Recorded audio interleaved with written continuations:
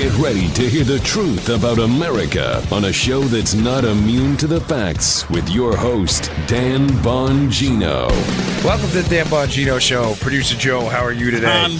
I'm doing good. Yeah, there you go. You usually say when I talk to you offline, fair to mid. Yeah, fair to mid. All right, a lot of news. Hey, I told you to give old AG Jeff Sessions some time. Hang tight. As they used to say in the police academy, we were on the muster deck. Stand easy. Stand easy. Give the man some time. If something doesn't start happening soon, all right, it's all good.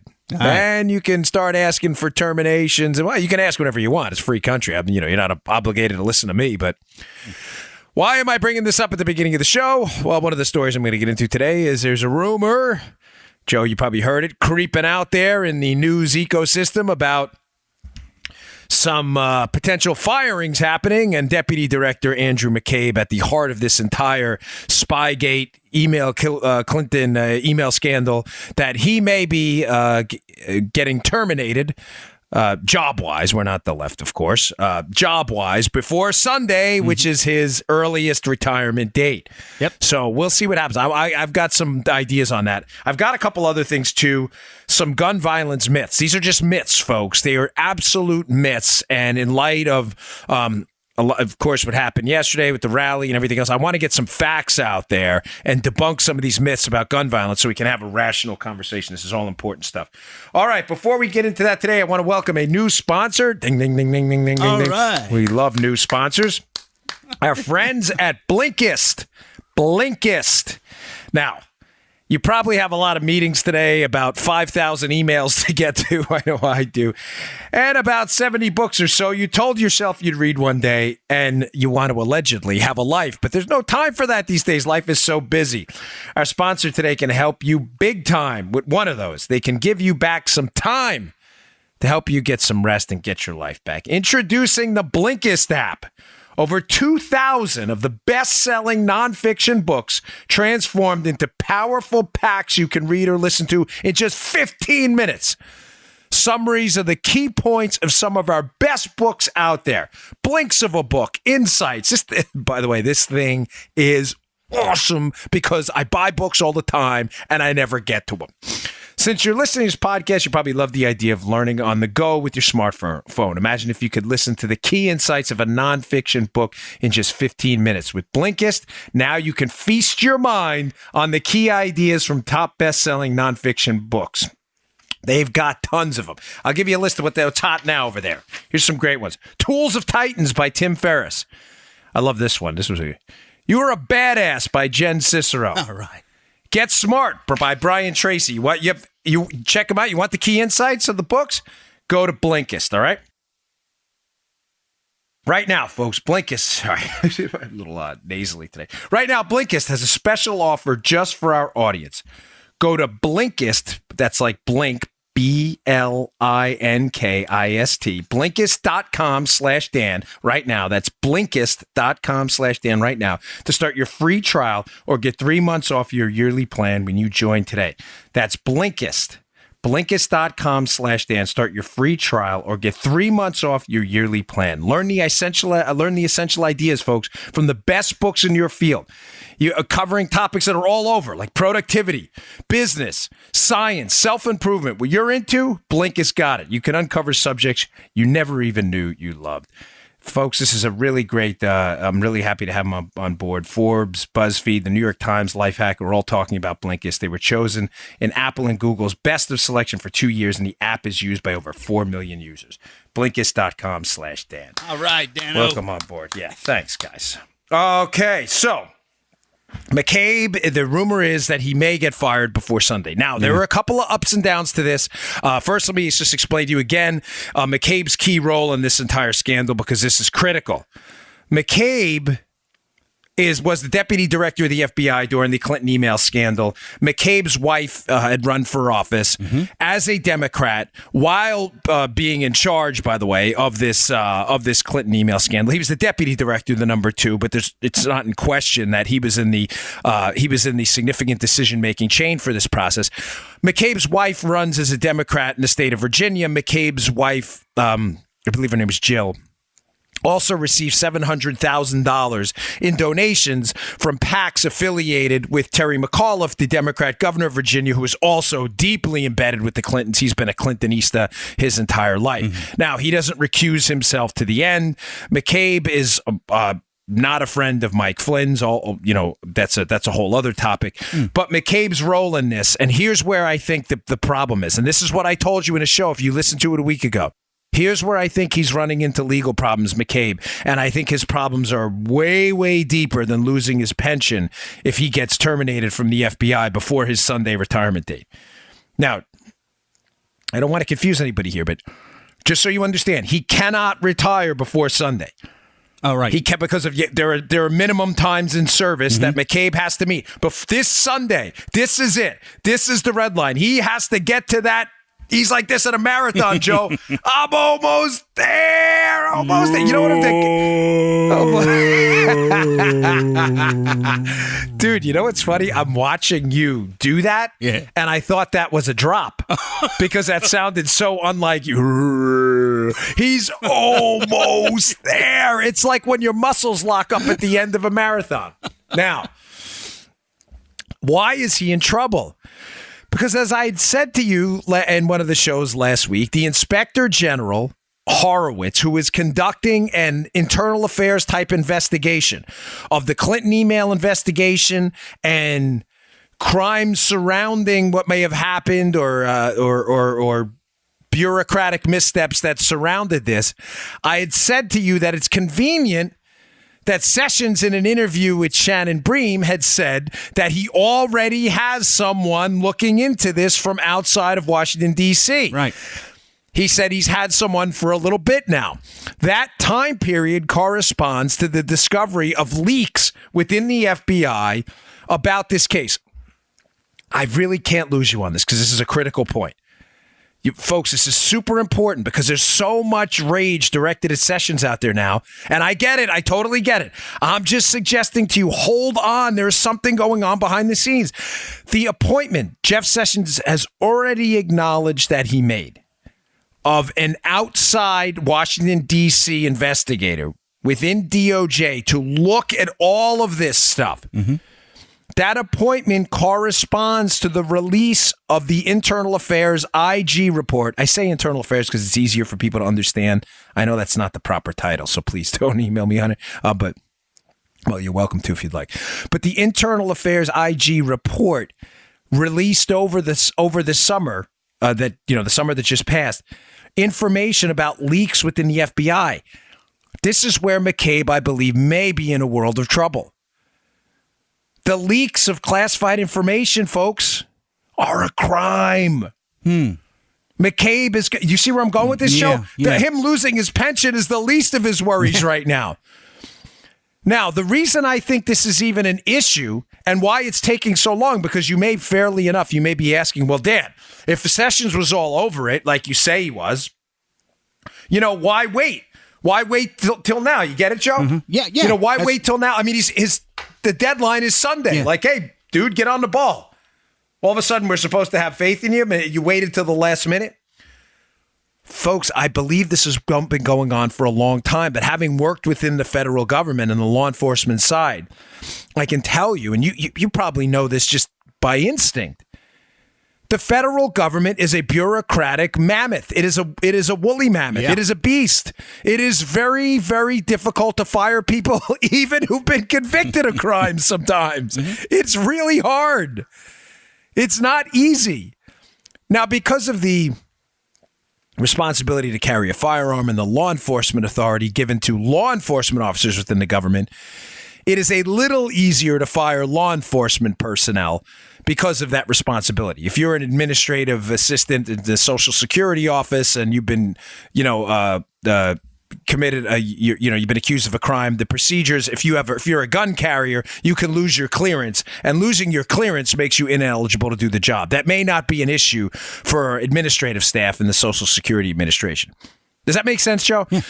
Yeah. If you're, I'm not knocking administrative folks. I'm just saying that don't take it the wrong way. If you're inputting, say, Social Security records, and you work for Social Security, you may not need a top secret clearance to do that. Right. So one of the mechanisms, in my experience in the government on the law enforcement and intel side of getting rid of people is they pull their clearance. Now, obviously, if you're guilty of leaking classified information, you're going to lose your clearance. And if you lose your clearance, you cannot do the job because you have no access to the information you need. So they say, kindly exit stage right. You see what I'm saying? Yeah, no clearance, no gig. Yeah. No clearance. Well, as always, Joe sums it up nicely. No clearance, no gig, no job. Thank you. Have a nice day. But that process of revoking a clearance is not that clear cut. That may have been what took so long to get and push McCabe out the door. Yeah. It doesn't just happen like that. It's not a private company. It's the federal government. It moves at a glacial pace at best. I mean, it is as sclerotic an organization as you're ever going to find, the federal government. I know, I work there. You can't get anything done. They still use paper to inventory your expense accounts overseas. Right. Your expenses, I should say, expense accounts, but your expenses. It's unbelievable. We used to have to do these vouchers, Joe, for plane tickets, and you'd wind up having to make 500 copies. You're like, really? How many trees are we burning down with this thing? I thought you were supposed to be environmentalists. So I told you, be patient with Sessions, just for now, because I'm convinced, based on this latest piece of information, that McCabe may be out as soon as tomorrow, that things are happening. And if he's not out by next weekend, when obviously by Monday's show, we'll know. And I'll come back and say, hey, listen, it didn't work out. They didn't get rid of him. But there is no doubt in my mind somebody is trying. I assure you the news channels that are running with this story are not doing it based on nonsensical, spurious information. You get what I'm saying, Joe? They're getting this from reliable sources that McCabe may be out the door. I am confident that the information came from the IG. It is probably in the hands of this person. Sessions has not named him or her yet outside of D.C. who is looking into all this stuff. And that information is probably being used right now to try to get McCabe out the door. Something big's going to happen. That's why it's being released on a Friday, Dan. Yeah, I think so. I think that you know what? They may have it now, and it may be, you know what, Joe? It's a good point. Maybe they're trying to spare him the embarrassment because he still has information that he could use if he goes public. There's no doubt. Remember I told you this on a show months ago? Yeah. Well, people said, well, why is Peter Strzok and Lisa Page, the two lovers there doing their thing who were investigating the Clinton email scandal and were on the Trump special counsel and exchanged those really nasty texts about the Trump people? And I said to you, one of the reasons I think they're still working there is because they have information. Better to have those people contained indoors than have them out there doing their thing. So it's a good point, Joe. Maybe they're waiting till Friday at 5 o'clock to do a data dump to say, hey, Andy, here's the deal. We're going to fire your butt. Yep. You're out the door. We're going to save you some public embarrassment. So we're going to announce this Friday at 5:01. Ding, ding, ding, ding, ding. So good point. That's actually a good analysis. I hadn't thought about that. So it could be. But either way, you and I will know on Monday. Yeah. Hey, I got some good news, by the way, for you folks. My wife, on a side note, is working on, I've been calling it the Chum Store. Finally, we're working on some T-shirts and some mugs, so I'm real excited about it. I'll hopefully have some announcements soon on that. The Chum. Yeah, Chum. You throw it in the water. Chum. That was a Secret Service thing. In the Secret Service, we had a Secret Service store at the training center. You can go and get stuff with the Secret Service logo on it, and we used to call it the Chum Store. Chum. You get because it was a good way on the road to make people feel good. Gotcha. You know, when you're on the road, not to beat this up, folks, I never really talk about personal stuff because I don't want to waste your time, but it's an interesting story about how law enforcement works. You know, in the movies, right, Joe, you've seen movies about the Secret Service and the FBI. What do? They show up, they flip a badge, you're like, Secret Service, FBI. Yeah. All you little local law enforcement punks, get out of the way. I'm telling you right now, you try that in the real world, you're going to get your kicked all over that town. You're going to Chattanooga, Tennessee, and you think you're going to tell the local law enforcement how this is how it's going to go down, and you're in the wrong town, believe me, because they're going to laugh your caboose right out of town if you don't get your butt kicked beforehand. The real world, that's not the way it works. You show up, humble as all hell, and you go, hey, Mr. Sheriff in Chattanooga, you think you could do us a favor and shut down the roads? That's the way it really works. I know, I was there. So the Chum store helped because you'd spend your own money. You'd get like $200-$300 worth of Secret Service coins, Gotcha. T-shirts, golf balls. And, you know, when you're done with the visit, because these are really nice guys, you'd hand out some Chum and they like it. Cool. So that's where the Thanks, Chum. man. But we will have a Dan Bongino show, Chum store, up and running soon, which is really good. All right. What do I get to next? All right, let me get to this before I get to the gun violence stuff, because this is really just... It was such a well-done piece. The author at the Daily Signal did a great job. I'm going to try to have her on my NRA TV show today at 5:30 p, which you can watch at NRATV.com for free. It's so good. Before I get to that, I want to bring up another point. Pat Caddell, who, whether you like Pat or not, he's on Fox a lot. You've probably seen him. Yeah. He's a very nice guy in person, super nice. I mean, has a big heart. But he's a Democratic strategist. He had a really great point about the Pennsylvania 18 election that I wanted to put out there because there's understandably a lot of hurt feelings about it, and people are getting worried. And as I said to you on yesterday's show, I'm not here to gloss over these things. Yesterday's show, I indicated to you that the results of that election, that congressional special election between Connor Lamb and Rick Saccone in Pennsylvania, are devastating for Republicans. And us, pretending and putting lipstick on the pig here that it was no big deal, it's not going to do anybody any favors. The bottom line from that race, I think I got to yesterday, was a Republican plus 11 district.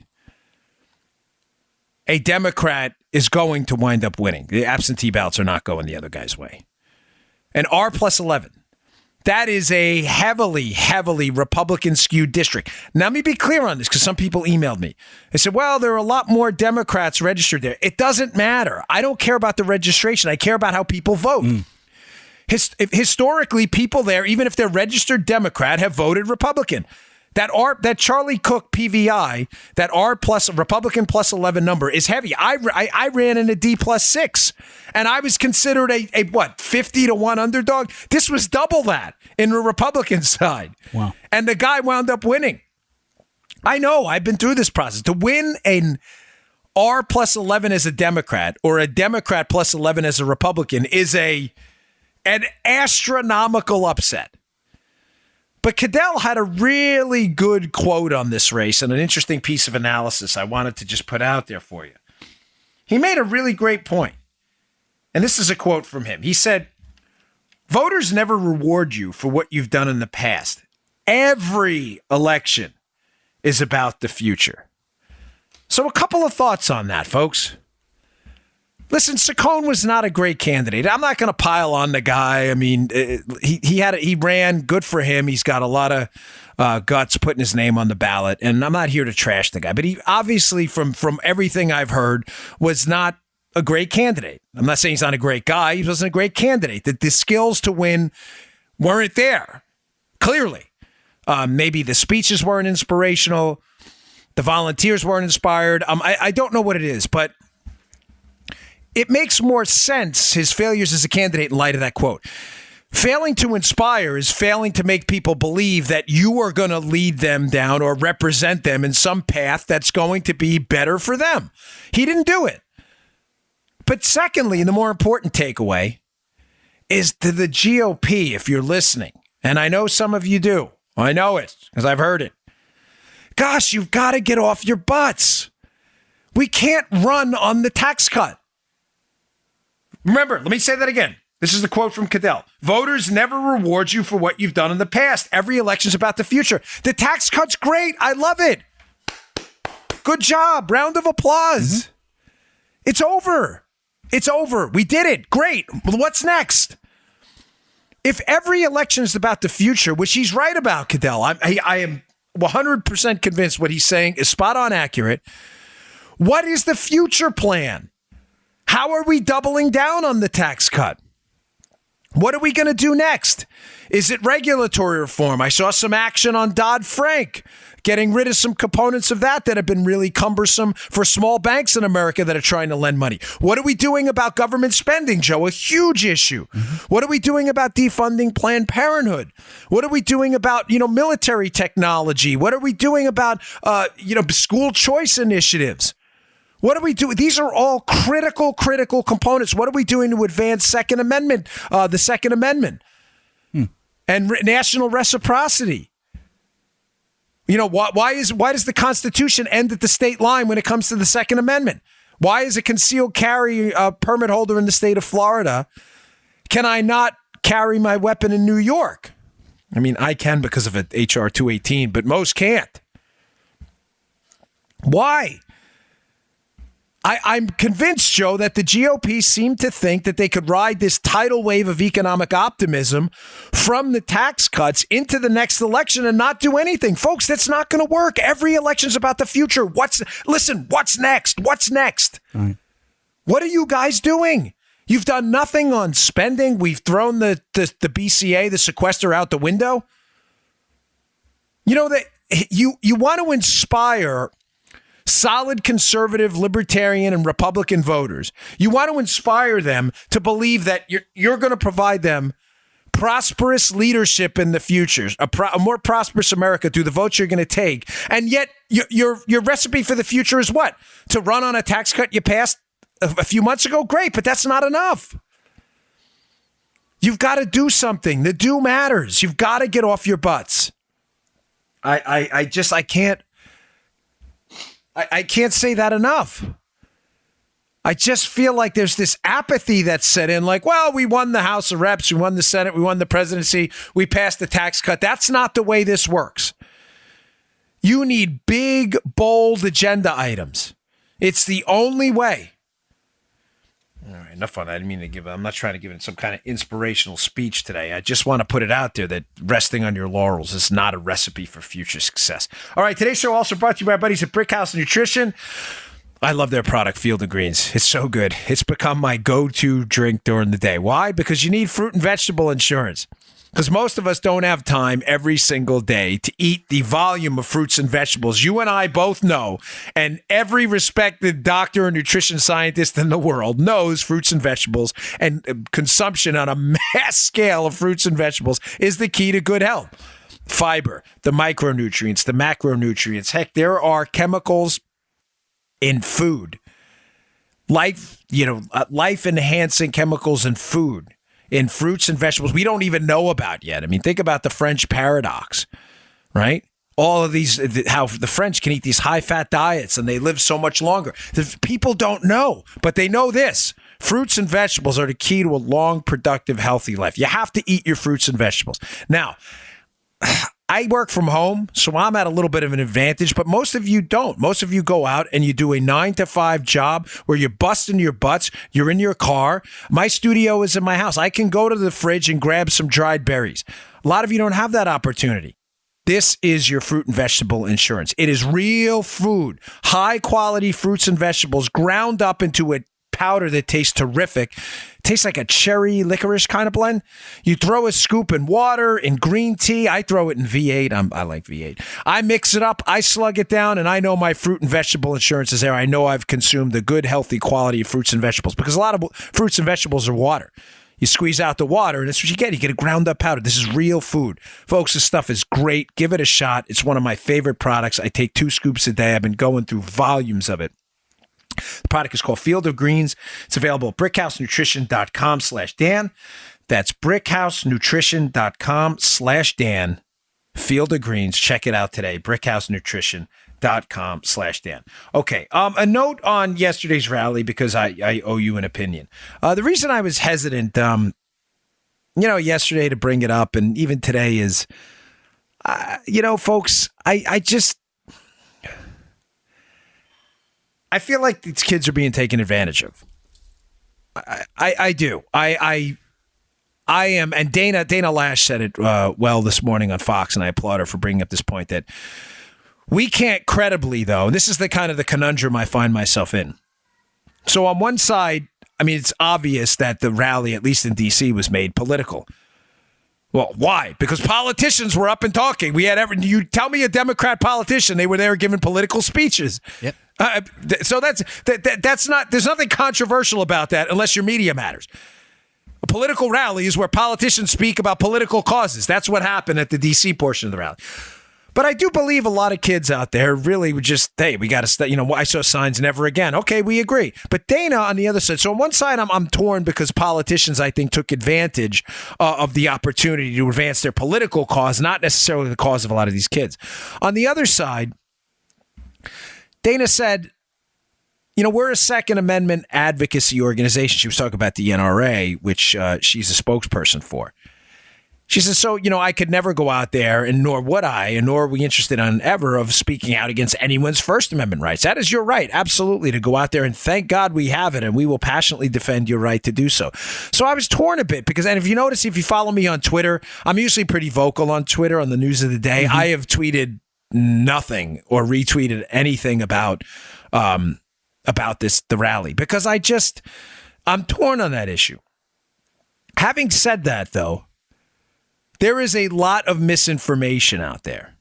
And what I find odd about the rally is some of the same politicians who made parts of that rally political showed up yesterday protected by men and women carrying firearms. Funny how that works.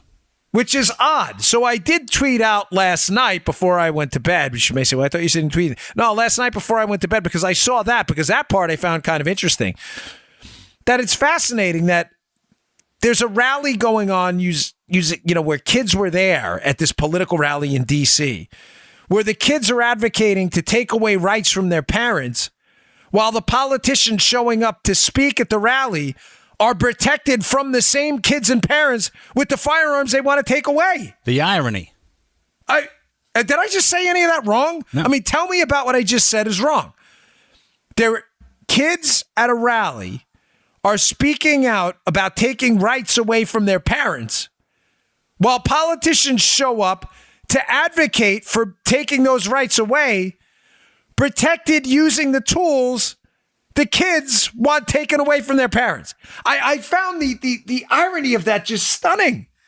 Like, does anybody else get this? Am I missing this?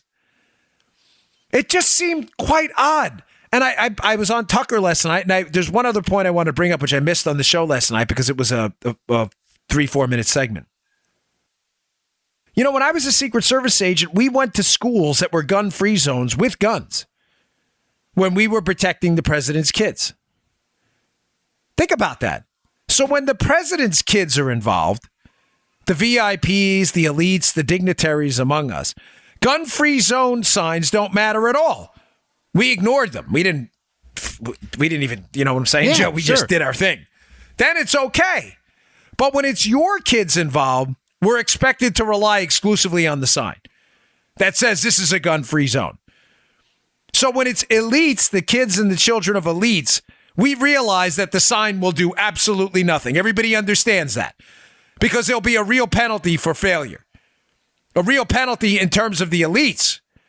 But when it comes to our kids, when the real penalty would be something happening to our kids, then we're supposed to only rely on the sign with no tactical measure to fight back at all. No guns on campus. It's a gun-free zone. But why doesn't that work for the elites? Why not just say to the Secret Service, hey, guys, this is a gun-free zone. We don't need those here. Why don't they do that? Well, has it occurred to any of the liberals listening to the show? I know you're there. I get your emails. Has it occurred to you that when the penalty is a penalty for an elite or a wealthy person who has access, that they all realize the sign is a joke, it's a farce, it's not going to matter? But again, when it's your kids, they rely exclusively on the sign. It's disturbing. Yeah. Oh, man. The hypocrisy is just endless. And the fact that people can't be honest about it. All right, I wanted to get to this piece. It's up at the Daily Signal today, and it's very, very good. It's about some gun violence myths. I haven't done a show like this in a while, and I'm gonna try, like I said, to have the author of the piece on my NRA TV show tonight because it's so very good, and it addresses some of the biggest 30,000 feet issues on firearms and how the myths are so pervasive and so easily debunked by actual data and real-world experience. Here's myth number one. Myth number one is that America is this grotesquely violent place. Now, I addressed this in the past with a Mises blog article about how the way the left portrays America as some uniquely violent cabal of devious, legion of doom criminals is they compare them to a handful of countries that don't resemble us. And they say, in the civilized world, America's the most violent place on earth. Ah! Meanwhile, keep in mind, folks, that doesn't comport at all with your experience.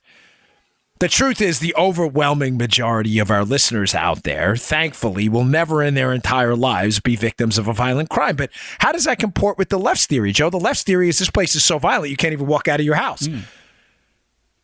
Those things don't gel. Well, not to do the old show over again, but the point in that piece was that when you compare America to places that look like us, that are diverse like us in socioeconomic background, culture, heritage, race, gender, creed, when you compare America to places that look like us, that we are actually quite safe.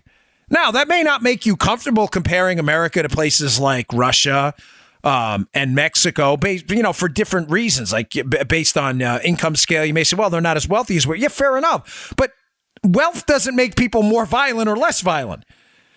The fact of the matter is, when you look at a country population size somewhat close to us, Russia, we are actually geometrically safer. When you look at a place that has more of a similar kind of a diversity component like Mexico, like we do, we have a lot of Hispanic immigrants, we're actually quite safer. What they do is they cherry pick these countries that are largely homogenous, and they say, oh, look, America, you're so uniquely violent. That's not true.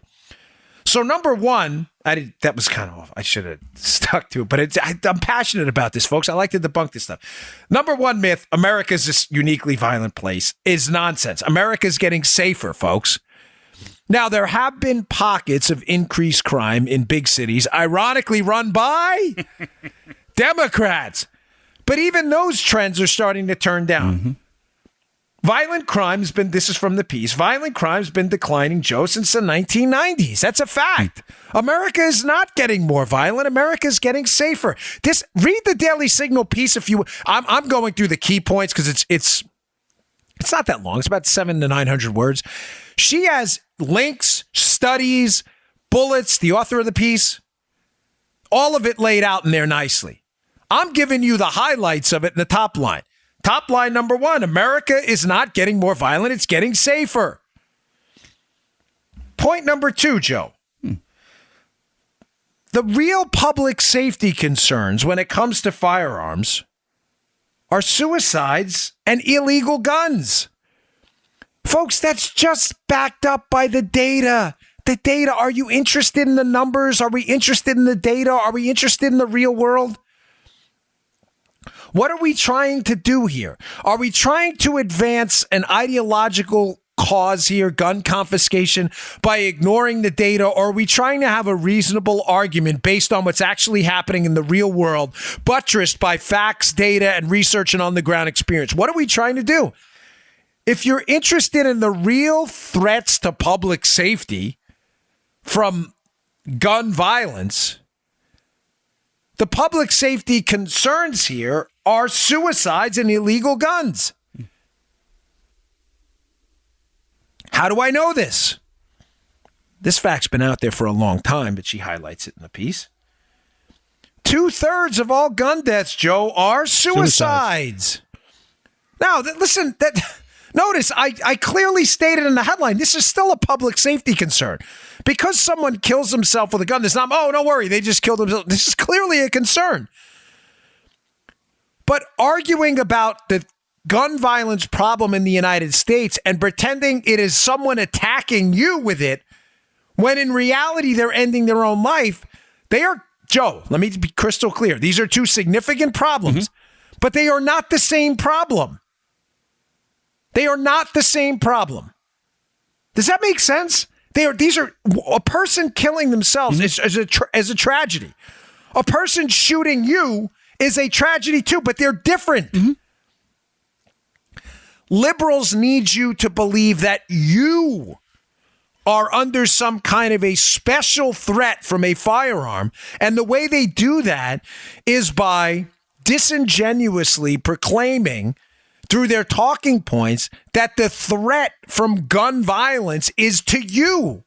Which, listen, in many cases it was, but that is not where the data says the overwhelming number of cases are from. 2/3 of these gun deaths are suicides. People who are killing themselves. Now, if we have time, I'm going to get into what I think the real crisis is and why this is happening. But that is a different problem. Clearly, there's some kind of psychopathology, mental health issue going on. I mean, clearly, who ends the... I can't imagine doing that. There's something going on. There's some mental health issue so powerful that someone couldn't deal with the pain anymore and ended it. But that is a different problem than that person going out with a gun and shooting, God forbid, Joe Armacost. God forbid. Man, we couldn't lose Joe. Where would we get all those zingers? It's a different problem. So just to recap, number one, America's getting safer, not more violent. Number two, the public safety concerns are suicides and illegal guns. Another point under this, a sub-bullet. So no pun intended. Sorry about that, folks. Sometimes, you say stuff and you're like, but you know what it means, right? Yeah. Joe's like, woo, right over the head. So 2/3 of gun deaths are suicides. Second, let's call them sub-points here for the purposes of this. 80% of gun crimes are carried out with illegal guns. 80%, 8 out of 10 gun crimes are committed with people who either stole the guns, acquired the guns illegally, straw man purchases from other people. In other words, the law didn't matter. I've been making this point over and over. Criminals don't care about gun laws. They don't care. It doesn't matter to them. They are entirely irrelevant. One of the oddest things I find about people that argue about gun laws is gun laws work the opposite of most laws designed to stop violence and criminality in our society. Think about this. This is a point worth repeating.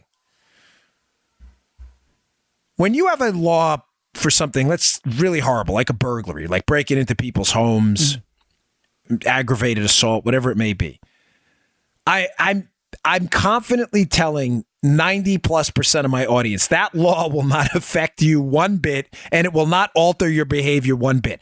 That law is designed to put a perimeter around the behavior of criminals, not you. You are not going to burglarize a house. A law against burglary is not going to affect you, the listener, at all. You were never going to burglarize a house, whether there was a law against it or not. If we were in the zombie apocalypse, you would not burglarize someone else's house. I don't know. Well, maybe if we were in the zombie apocalypse, but you get the point.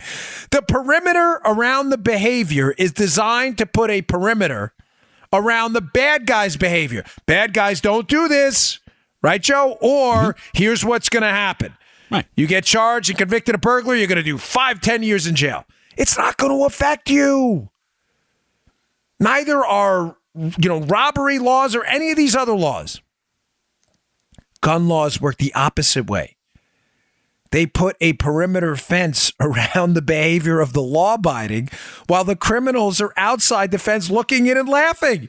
They're like, oh, you guys have to go fill out a 4473. You guys have to wait 3 to 7 days or 10 days maybe. You guys can't buy a standard, 30-round magazine. You guys can't do this, but they don't care. They just shop in the black market on the street. Hey, I need a 9mm. Okay, thanks. Here you go. Yep. They don't care one bit. Criminals don't care. Let me read that statistic again. 80% of gun crimes are carried out with illegal guns. Joe, 80% is bigger than 50%, right? Yeah. So it's well over a majority. Yeah, baby. Yeah, it's well over a majority. 80%. Yeah. 8 out of 10. They just steal them. They go in the cars, they steal them, they break into homes, they steal them, they get straw men to buy them for them, they buy them from the Saturday night specials on the street. They don't care. Firearm laws work the opposite way. They stop you in many cases from protecting yourself against the wolves that they don't care at all. They're outside the fence. They live in the black market. That's what they do. They don't get, you go to the state of Maryland where you can't get an HQL, a concealed carry license there. New York where you can't carry at all. You need some kind of connections, political connections. Criminals don't care. You're the one. Your behavior's altered, not theirs. So the public safety concerns here, again, being suicides and illegal guns, you should hammer home to your liberal friends that criminals don't care about gun laws because 80% of the gun crimes that are committed with illegal guns. Oh, but we need another law. What? Why? Because the first law didn't... Oh, I get it. I get your point. And now it makes a world of sense, Joe. Criminals didn't care about the gun laws now. It's the new gun laws they're going to care about. That makes a ton of sense. I totally get it. All right, finally, under this second header here about the public safety concerns being suicides and illegal guns, Joe, this one I didn't know. More people are stabbed every year, sadly, than are murdered with rifles. I didn't know that either. Matter of fact, Joe, more people are killed by blunt force trauma from a blunt object than are murdered with rifles as well. So, again, if the public safety concern now, just shifting a little bit here, is to rifles, the AR-15 platform, whatever it may be, 5.56 rifles, 2.23 rifles. If that's your big public safety concern, why isn't your concern knives and baseball bats and 4x4s? That's a bigger public safety concern based on the actual real-world data, folks. Why aren't we banning lumber? Oh, Dan, that's stupid. You can't outrun lumber. I mean, you can't outrun a rifle round, but you can outrun. I've heard this. Like, you can't run a baseball. Yeah, no kidding. That's why we need to defend ourselves against it, because you can't outrun it. With what? With firearms. That's why we have that right. You're making my point, not yours. I can run away from a baseball bat too, and hopefully a knife if I'm fast enough. I may not be with my broken knees. But you get it, Joe? Yeah. How when liberals use that talking point, they go, well, guns are uniquely dangerous. You can't outrun them. Exactly. And 80% of crimes committed with guns are committed by guns that are illegal. Mm-hmm. Meaning I should have the right to defend myself against something I can't outrun. What do you want me to just sit there and take it? You're making our point, not yours.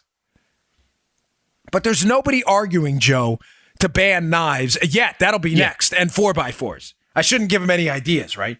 But more people are stabbed and killed by blunt force trauma than are murdered with rifles. Those are just the numbers, folks, however uncomfortable they may be for you. All right, I've got two more to get to. Before I get to that, I want to welcome on another new sponsor. Really happy to have them on board. And I really, folks, appreciate your time in this. The show has to be paid for, and we have some really good people who do that for us. It means a lot to me, so I appreciate your patience, and I really thank you for supporting our sponsors. I feel like through your emails that I know a lot of you, and it means a lot to me. We've stuck to a hard deadline of 3 reads per show because I know your time is valuable. So I really appreciate it. But we have another new sponsor. It's a really great company. I'm happy to have them on board. They've already saved me a boatload of money. It's Thrive Market.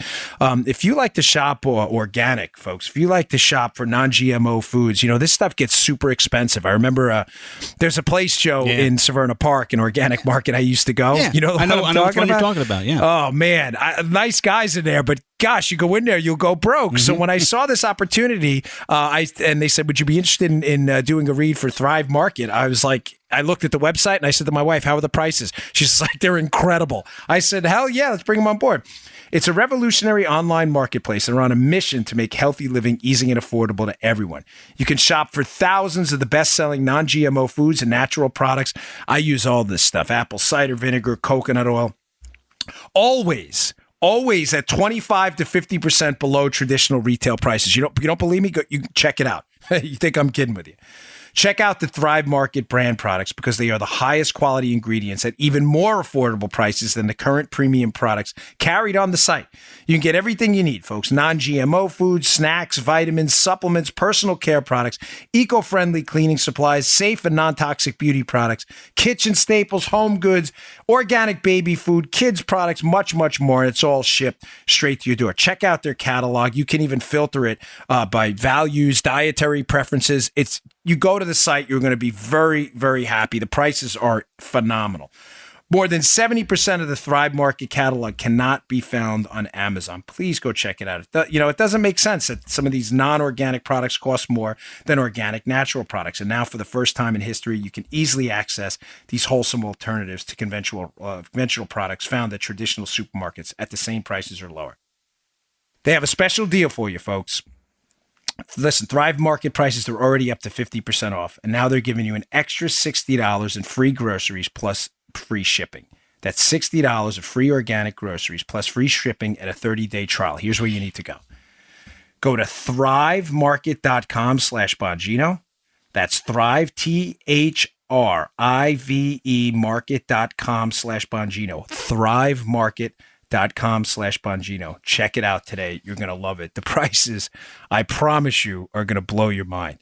One of the products I looked at was half price from what me and my wife are spending now at the local grocery store. And I love them over there, but I just realized how much money I'm wasting on some of these other stores by not going to Thrive Market. Go check it out. Okay, welcome on board, Thrive. I love you, man. All right, here's number 3 here. More of these gun violence myths that are really disturbing. More guns does not equal more crime. Again, folks, read the Daily Signal piece. The author does a tremendous job putting this together. But these are just the facts, however uncomfortable they may be for people strongly desirous of more restrictive laws. Now, some data points, because anybody could say that. I've said this to you repeatedly. Mm-hmm. I've posted on Twitter charts here showing this. Gun ownership in the United States has gone up and gun violence has gone down. When you do a scientific survey, folks, you want the biggest sample size possible. If I am testing the effects of a medicine or a treatment on a population, I don't just test it on Joe. Joe may have some unique gene code, which he's a non-adapter to that medicine. So in order to randomize the effects across people, I want a really big audience of subjects. The biggest audience possible is the United States. And firearm ownership has gone up dramatically, and gun violence has gone down. Up, down. So the thesis out there by the left is entirely not true that more guns equals more crime, because more guns does not equal more crime. It's the inverse. Having said that, I entirely understand. I hate that I have to keep doing this, but I get it that correlation is not causation. For those of you who are new listeners, I've used this example often. I'll bring it up again. The winter is correlated with more head colds. That does not mean cold weather causes head colds. Some of you listening may be like, you sure? I've heard that forever. No, it doesn't. Or else, Eskimos would be sick all the time. The reason the cold weather is correlated but doesn't cause colds, correlated, meaning there's a relationship, but it's through another variable, it's not direct, is the cold weather causes your mucous membranes to secrete more mucus in your nose because the air's dry. So you wind up blowing your nose more in the winter. You also wind up rubbing your nose more because of, the secretions. It bothers some people. Mm-hmm. You rub your nose more, you're introducing germs into your nasal passages, and that's why you get sick more. And that's it. It's not the cold weather. It's not. It is a correlational, not a causal relationship, meaning two factors move together in some direction, but they're not necessarily related. More winter, more colds. Did winter cause colds? No. It just caused you to rub your face more. That's it. If you stop rubbing your face more, you wouldn't get more colds in the winter. I say that because I am absolutely conceding the point to our liberal friends that just because there are more guns in the United States and less crime, that doesn't mean more guns cause less crime. But it does mean that your argument that more guns equals more crime is entirely nonsensical. I'm not making any other point than that. Am I clear on this, Joe? Yeah. Because I get emails about this all the time. Really? Yeah. Yes, there are people who don't. They're usually from liberal listeners, which you're always welcome here, of course. Mm-hmm. Really, I mean it. I preaching to the choir is not my only goal here. But they fail to understand what I'm trying to say. Yeah, it sounds pretty simple to me. I mean, yeah. It's not. I will get an email from a liberal listener who will say, "What are you saying? More guns causes less crime." I am not saying that. It may. I don't know that. I'm not a researcher on the topic. I am simply suggesting your premise that more firearms equals more gun violence is absolutely categorically false. It's not true. The inverse is true. Right. Your correlation is wrong. It is not backed up by any group of collective data in the United States. You're just making it up. Right. Now, to further solidify this point and drive it home, some data points from the Daily Signal piece, which are really good. Joe, both Switzerland and Israel have higher gun ownership rates than the United States. I didn't know that. I knew about Switzerland. I did not know that about Israel. They also have fewer gun homicides and fewer violent crimes. Now, you may cherry pick and say, well, you know, the United Kingdom has less gun homicides and they have more restrictive guns. I could do that too. I just did it. You see the point I'm trying to make? I am not trying to prove that more firearm ownership equals less crime. I'm simply telling you the premise you're making. More firearms, more gun crime is not true. Mm-hmm. The correlation doesn't hold up. What about UK? What about Israel? You answer me about Israel and Switzerland, then I'll answer you about the UK because it's the same answer. Mm-hmm. Your premise is simply wrong. It doesn't stand up as you increase the data set. It doesn't. Okay, here's another one. Right to carry states, despite liberal assertions otherwise, Joe, where people have the right to carry firearms, well, you know, the Second Amendment guarantees that right. But states that have honored the Second Amendment, which shouldn't be an issue, but is, sadly, have seen decreases in violent crime. Liberals keep touting other research that says otherwise. But what they do is they cherry pick certain areas. The research is pretty clear on this, that the right to carry decreases violent crime, doesn't increase it. Here's another. This was a great point. Hat tip to the author on this one. Gun ownership, Joe, is higher in rural areas. Mm-hmm. A lot higher than it is in urban areas, city-type environments. But murder rates are higher in urban areas. How is that? That's a great point. How is that? How is it that murder rates are higher in urban areas when gun ownership rates are lower, legal gun ownership, because we don't know about the illegal ones. That goes back to a whole other point. But how is it, if your premise is more firearms equals more crime, how does your premise stand up there? Yeah, thank you. That's a perfect time for our head scratching drop. It doesn't make any sense. More guns equals more gun crime. Yeah, but there are more guns in rural areas, and the murder rate's lower, not higher. Hold on. Let me get back to you on that one. Here's another one. Another great point. Gun freedom states, as measured by the Brady Center, which is they're an anti-gun advocacy group, right? Yeah. The gun freedom states, and this is a bad thing for them. For us, it's great. But their thing is gun freedom states really bad. States that have relatively non-restrictive firearm laws, like New Hampshire, Vermont, Idaho, and Oregon, also have very low homicide rates. You know, folks, you seeing a pattern develop here? Again, I'm not suggesting it's causal. It may be. I kind of owe you some explanation of this. It may be causal. And one of the reasons I think it is because a very simple reason, Joe. If you're a burglar, if you're a forced entry, robber wants to break into a house, you want to break into a house with an armed subject or a non-armed subject? That would be a non-armed subject. Yeah, it would be non-armed, right, Joe? Yeah. There you go. Joe, the audience ombudsman, always comes up with a nugget of brilliance. You don't want to break into a house where you think the homeowners could potentially cost you your life. Hell no. So my humble opinion, I'm not a researcher on this topic, but a little bit of common sense here. My experience in law enforcement dictates to me that the reason some of these violent crime rates in high gun ownership areas and high gun ownership states is lower is because people don't want to lose their life to commit a crime. This is not complicated to figure out. Okay, here's one more. Australia. I've already talked about the research on Australia. The American Medical Association and a number of other studies have shown that the Australia gun confiscation law had little effect on suicide and homicide rates. It's just whatever the liberals tell you about Australia, they're making it up. The law has had very little effect, statistically significant effect on homicide or suicide rates. All right. One more point on this, because I know we're running a little low on time today. Check that out there. Oh, yeah. Yeah. I like these beefy shows full of information. Point number 4, concealed carry weapons holders. This is an amazing statistic, Joe. Are law-abiding citizens. Well, you say, well, what does that mean? Give us some context. People who hold concealed carry permits commit crimes, Joe, at estimates of 1/6 and 1/10 the rate of, you thought I was going to say like the general population, right? Mm-hmm. They commit crimes at 1/6 to 1/10 the rate of police officers. Oh!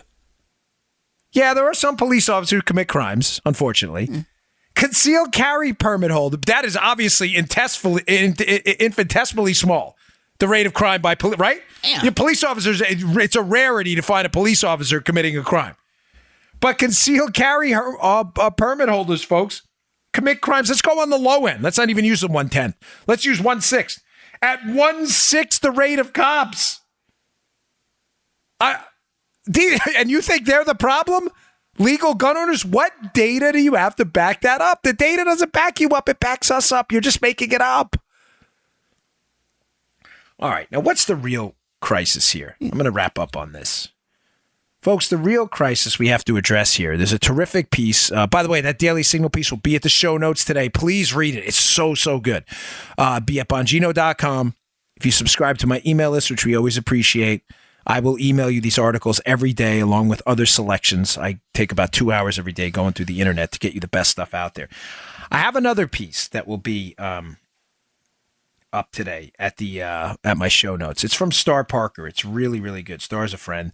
And she talks about the real crisis. And this is very serious, folks. The real crisis has been the war on men going on for a very long time in our culture.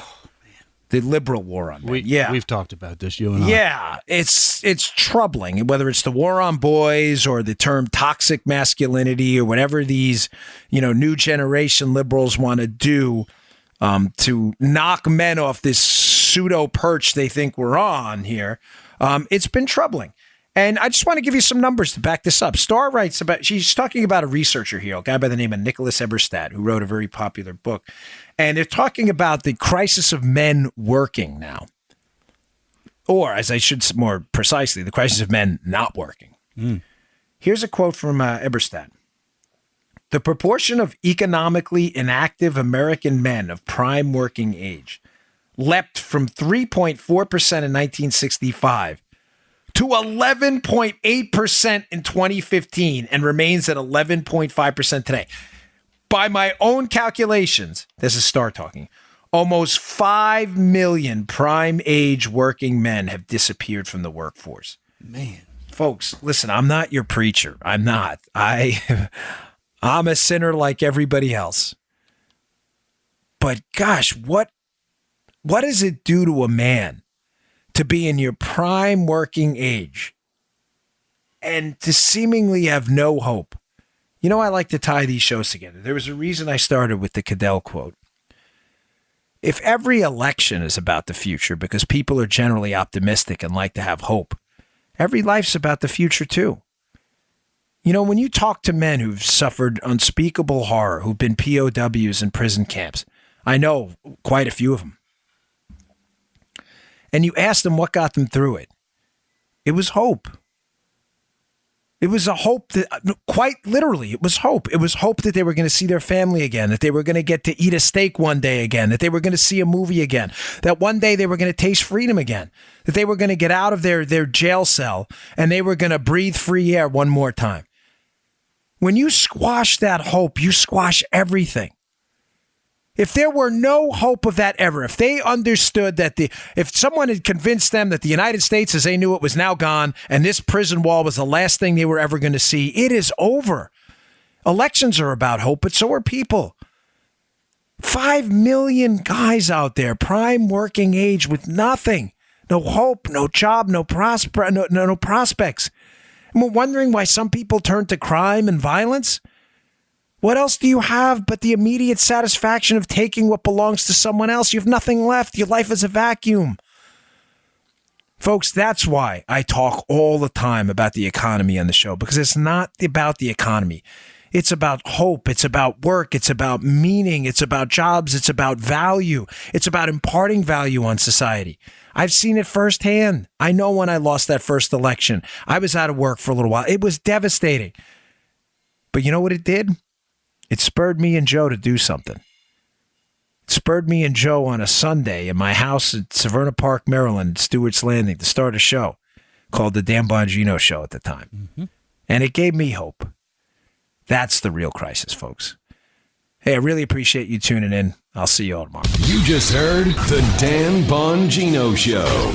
Get more of Dan online anytime at conservativereview.com. You can also get Dan's podcasts on iTunes or SoundCloud. And follow Dan on Twitter 24/7 at DBongino.